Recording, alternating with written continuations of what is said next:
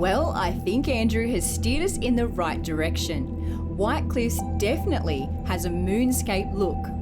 From the air, the mines take on the appearance of ants' nests or moon craters. It's quite surreal. Apparently, White Cliffs was the first commercial opal field in the world.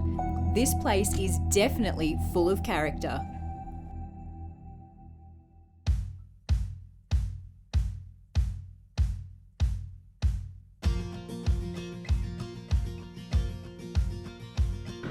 The Red Earth Opal is the only approved working mine in Australia that allows people to come in and have a look.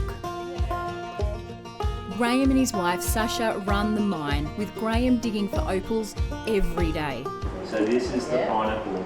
If we take these to America to sell, you're looking at 60,000 US. Just gives you a bit of an idea. Wow. Well, that's enough of looking at them. Time to see where they come from. Come on down here.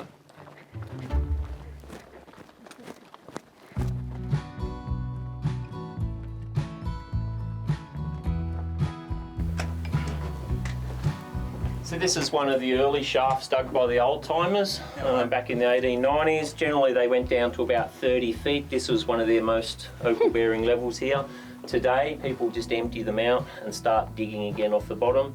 Nothing's mapped anywhere, so you might only go a few inches or a few feet through the wall and bust into your next historic mine. So you do have to be very careful how you dig the ground down here.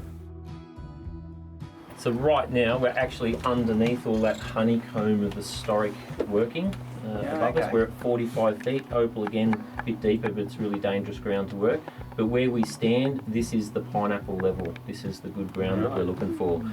You see on the wall, we get this little change where we've got claystone up, claystone down.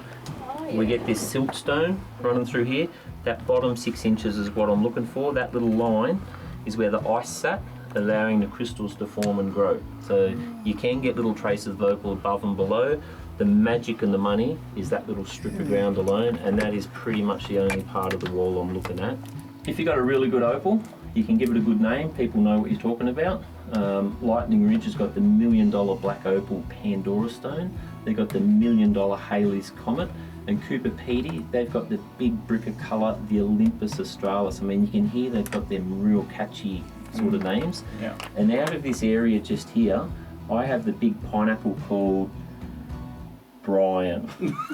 That has taken a lot to market and sell. It's a hard one, but... While Graham starts telling us about his biggest finds, I can't help but see why mining becomes addictive.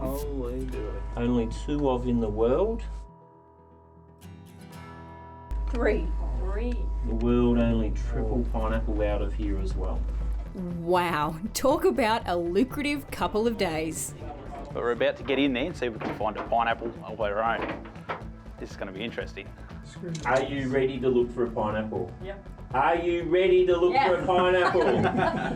All right. So if you hear like a little clinking of glass, you have to stop straight away. Yeah. Okay. I probably should point out that all breakages will have to be paid for.